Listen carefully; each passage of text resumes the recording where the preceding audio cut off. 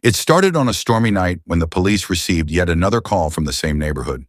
For weeks, people living near the old abandoned house on Ashwood Street had complained about strange sounds coming from the basement. At first, it was faint knocking, then whispers, and most recently, full screams that carried across the block. Neighbors swore no one had lived there for decades, yet the sounds never stopped. When the officers arrived, the street was silent, except for the sound of rain hitting the cracked pavement. The house looked like it had been forgotten by time, broken windows, peeling paint, and weeds crawling up its walls.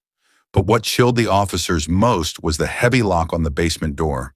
Someone had been keeping that door shut tight from the outside. One of the officers forced it open with a crowbar. The metal screeched and echoed through the empty halls like a warning. The basement stairs groaned under their boots as they descended, flashlights shaking slightly in their hands. The air grew colder, thick with a smell of damp rot mixed with something metallic, something that made their stomachs turn. At the bottom of the stairs, their lights swept across the concrete floor. In the center of the room stood a wooden chair, chains dangling loosely from its arms and legs as if someone had been tied there recently. Dust covered most of the basement, but the chair was clean, too clean. Beside it lay a cracked phone, its screen still faintly glowing. One officer picked it up. The phone had no signal, no battery percentage, yet it played a voicemail on repeat. A woman's trembling voice whispered, "Don't let him in. Don't let him out. He lives in the dark." The voice faded into static before repeating again. The officers froze. The phone belonged to a woman who had been reported missing 2 months earlier. Her case had gone cold, and yet here was her phone, still playing her voice, as if she had recorded it just minutes ago. Then they noticed something else. On the walls of the basement, words had been scratched deep into the concrete, some in English, some in symbols they couldn't understand. The phrases repeated over and over again. "He is here. He chose me. The dark is alive." Suddenly, from the far corner of the basement, 3 loud knocks echoed. The sound was heavy, like fists pounding against a wall. The officers spun their lights toward the corner. Nothing, just bricks and shadows. But the phone played another message, this time a new one. "He knocks 3 times when he's close." The 2 men looked at each other, their hands trembling. One whispered, "But..." The last voicemail was supposed to be her final message. How did this one just record? Before either could answer, the chair in the middle of the room creaked.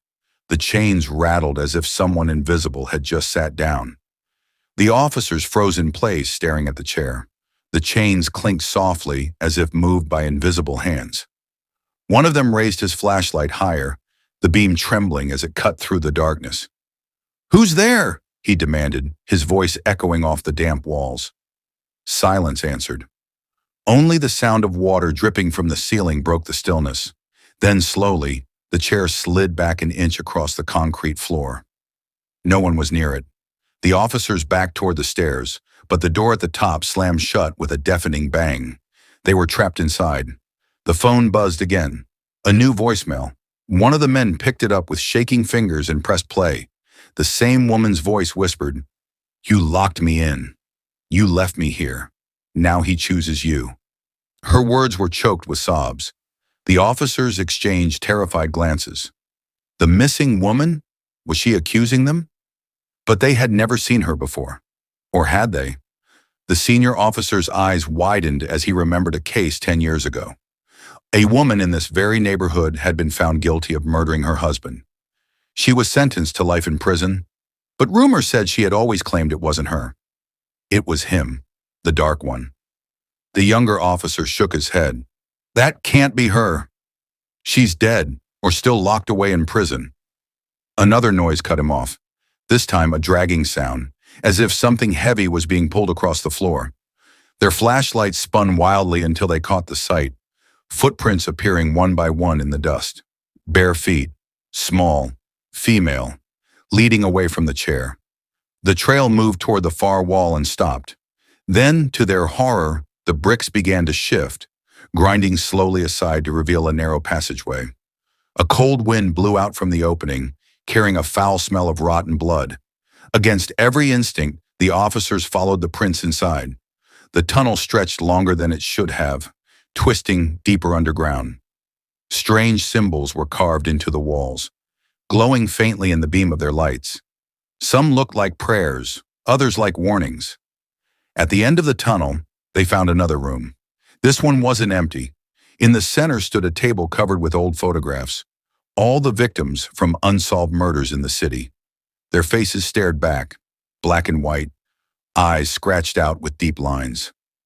At the very front of the pile lay a photo of the missing woman, the same one whose phone they carried. But beneath it was another photo.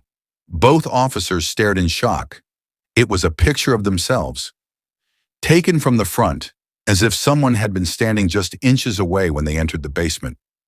Before they could react, the phone buzzed again. They didn't want to look, but curiosity forced them.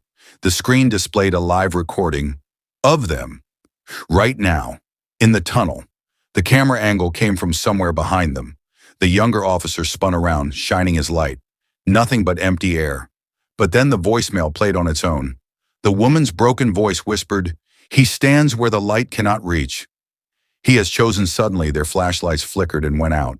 For one heart-stopping moment, total darkness swallowed the tunnel. And in that black silence, they both heard it, breathing, slow, heavy, right between them. The darkness pressed against them like a living thing. The officers stood frozen, every nerve on fire, listening to the sound of breathing between them. Then, just as suddenly, their flashlights flickered back on. The tunnel was empty. No one stood there, yet the floor now showed fresh footprints. Larger, heavier, not the woman's this time. The trail led them back toward the room with the table of photographs. But now the photos had changed. The scratched-out faces were gone. Each victim stared at them with eyes wide open, as if alive again, mouths twisted into silent screams. At the very top of the pile, their own photo was different too. Someone had taken a marker and scrawled across it in blood-red letters. "Next." The younger officer panicked. "We need to get out." Now they ran through the tunnel, back toward the basement stairs. But when they reached the staircase, it wasn't there. The tunnel had shifted. The walls stretched higher, closing them in like a maze. The phone buzzed again. Another voicemail. They almost didn't want to hear it, but the sound played anyway. This time it wasn't the woman's voice. It was a man's. Deep, guttural, and inhuman. "You open the door. You cannot close it. The dark has no end." Suddenly the tunnel shook violently, dust raining from the ceiling. They stumbled forward until they burst into another chamber, larger than the first. The walls here were covered in chains, hundreds of them. Each chain ended in a shackle hanging open, waiting. In the middle of the room was the wooden chair from before, but now it wasn't empty. The missing woman sat there, alive, or at least she appeared to be. Her head tilted upward, her eyes wide and unblinking. Her lips moved slowly, but no sound came out. The younger officer approached cautiously, shining his light on her. That's when he realized her hands weren't tied to the chair. She was holding the chains herself, gripping them so tightly her knuckles had turned white. He whispered, "Ma'am, we're here to help you." Her mouth stretched into a grim smile. She leaned forward and hissed, her voice cracking like broken glass. "You're too late. He already chose you." The chains on the wall snapped tight all at once, clattering like metal teeth.